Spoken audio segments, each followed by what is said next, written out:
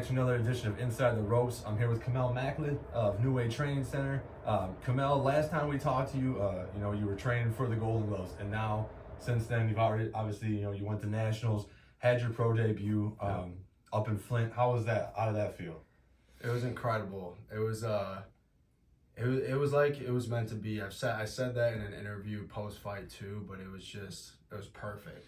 It was like it's finally all coming together now. Right. I felt way more comfortable in the pro setting than I did in the amateurs for sure. So I'm feeling like I'm built for the pro ranks. Okay, like explain that. What was different about it that you felt more comfortable? I just feel that the bigger the production, the more I can perform. All right, so you vibe off the lights, huh? Yeah, vibe off the lights and just the style. It suits me better. Yeah. I need more time to set. I want to box and I want to set people up.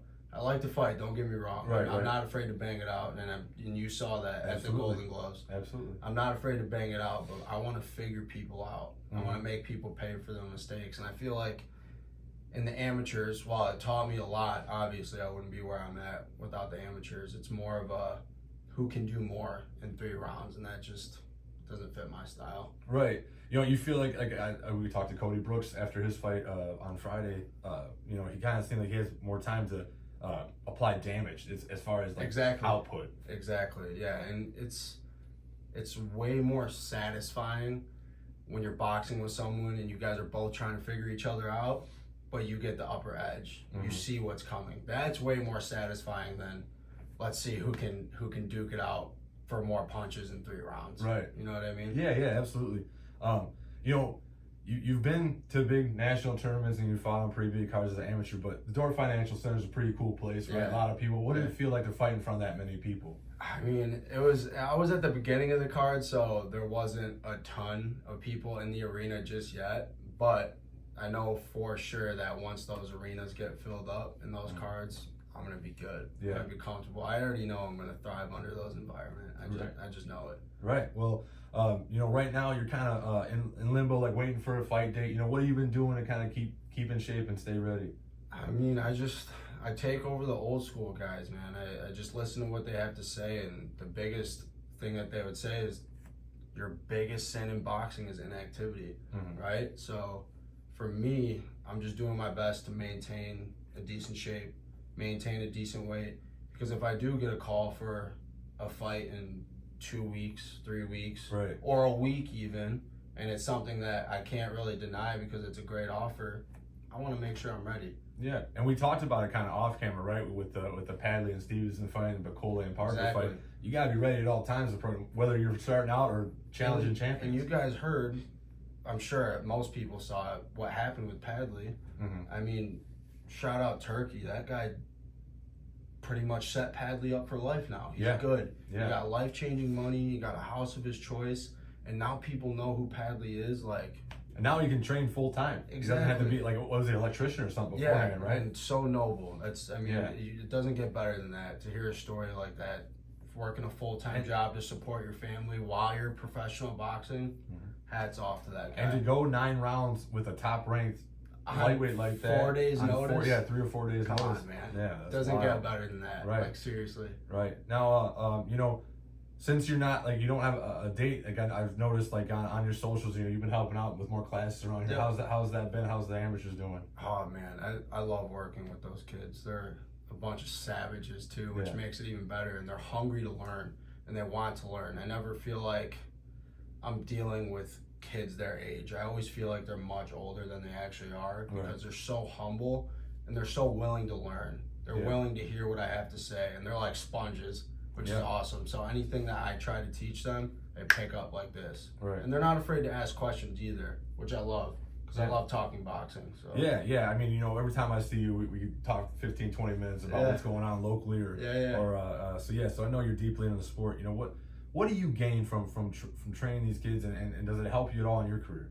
Yeah, so I remember when I first started, I would always hear Bobby. Bobby still says it, but I understand when he says it now. He used to always say how much he learns from us.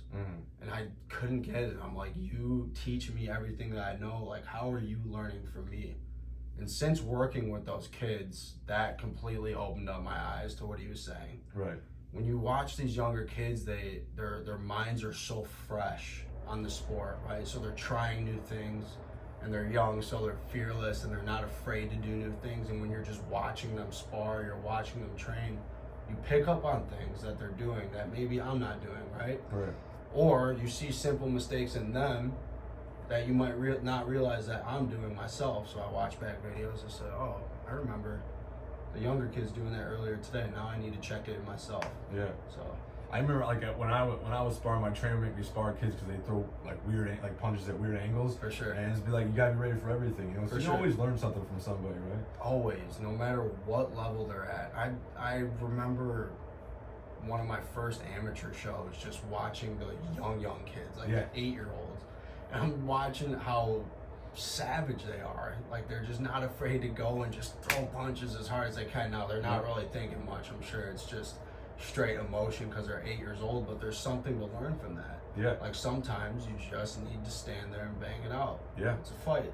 So there's always something to learn from anybody. So, you know, I happened to see that you were at the fights on Friday. Yep. You know, without, you know, you're boys with both the fighters, right? Yeah. So I don't want you to get in any trouble with any of them. No. What'd you think of the atmosphere? What'd you think of the fights on Friday? It was awesome. I mean, there were some parts that were a little sketchy between the crowds because there was a lot of like bickering going on between both sides in the crowd, which I knew was going to happen. It's high emotions. Like there was a lot of build up between the fighters, but it was awesome. It was a fantastic fight. I enjoyed it. I don't get to watch fights as a fan very often because I'm usually coaching the young ones or whatnot. So I really enjoyed watching that fight as a fan, and I have a ton of respect for both of those guys. Seriously, I mean, Vern had one loss on his record, but broke his jaw in the fight and continued to fight throughout the rest of the fight.